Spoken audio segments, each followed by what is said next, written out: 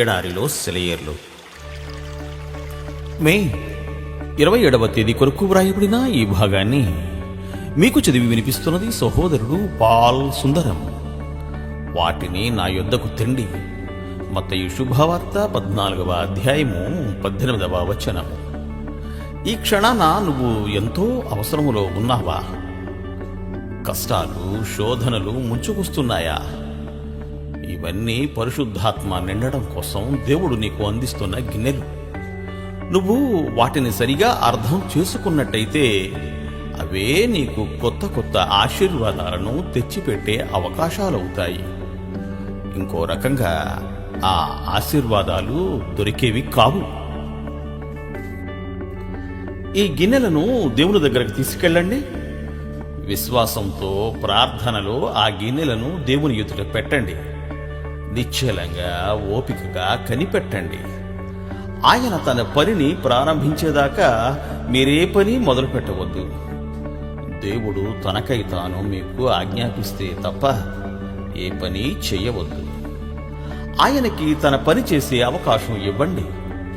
ఆయన తప్పకుండా చేస్తాడు.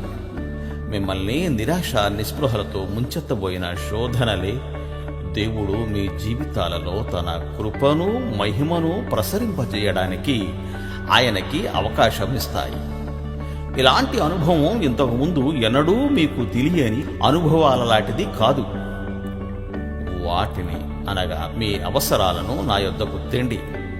కాగా దేవుడు తన ఐశ్వర్యము చొప్పున క్రీస్తు యేసునందు మహిమలో మీ ప్రతి అవసరమును తీర్చును. ఫిలిప్పీలకు వ్రాసిన లేఖ 4వ అధ్యాయము 19వ వచనం. దేవుడు ఆయనలో దొరకనిది లేదు కదా. ఆయన ఐశ్వర్యంలోని మహిమ ఎంత తీసుకున్నా తరిగేది కాదు కదా. యేసుక్రీస్తు ఎన్ని ఇచ్చినా ఇక చాలించడు కదా. నీ అవసరాలన్నింటినీ ఆయన ఐశ్వర్యంలో నుంచి తీసుకోవడం అన్నది ఎంత మహద్భాగ్యం. ఆ ఐశ్వర్యాలన్నీ మన కంటబడినప్పుడు మన పేద అవసరాల మాటే మర్చిపోతాము. మితిలేని ఆయన సంపద అంతా నిదే. ఆ ధనాగారాల తలుపులు నీకోసం బార్లాగా తెరిచాడు. ఆయన హృదయములో నీ మీద ఉన్న ప్రేమ వలన అమాయకమైన విశ్వాసంతో వెళ్ళి ఆ బొక్కసములో నుండి ధనరాశులు తెచ్చుకో. ఇక మరెన్నడూ మనుషుల ధనానికి ఆశించవు, మనుషుల మీద ఆధారపడవు. నా గిన్నె నిండి పొర్లుతున్నది. కృపగల క్రీస్తుని కోరుకుంటే కోరినవన్నీ నిండి పొర్లుతాయి. ఆయన నింపిన ప్రతి గిన్నె అంచులు దిగజారి కారుతుంది. ఆయన నదులు ఉన్నవెప్పుడు ఎండిపోయి జీవం తప్పి ఆయన సమృద్ధిలో నుండి వచ్చేది తరగదు ఎప్పుడు. తన వారికిస్తాడాయన ఎప్పుడు పుష్కలంగా అంచులు దిగజారేలా.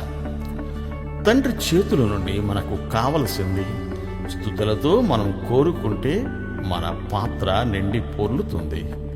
ఆయన చూపిన బాటను స్తుతులతో అనుసరిస్తే మనసంతా నిండిన సంతృప్తి గుండెలో పండి కళ్ళకు వెలిగిస్తుంది. హృదయం క్రీస్తుని నమ్మితే దానికుండవు అవసరాలిక.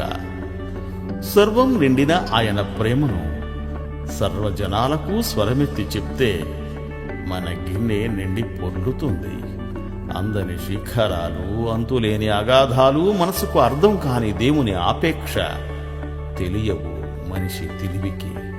కలకాలం ఆయన స్తుతిలో ఆశ్చర్యంలో కాలం గడపడమే మనకు తెలిసిన కలిమి. దేవుడు మిమ్ము దీవించుగాక. ఆమేన్, ఆమేన్.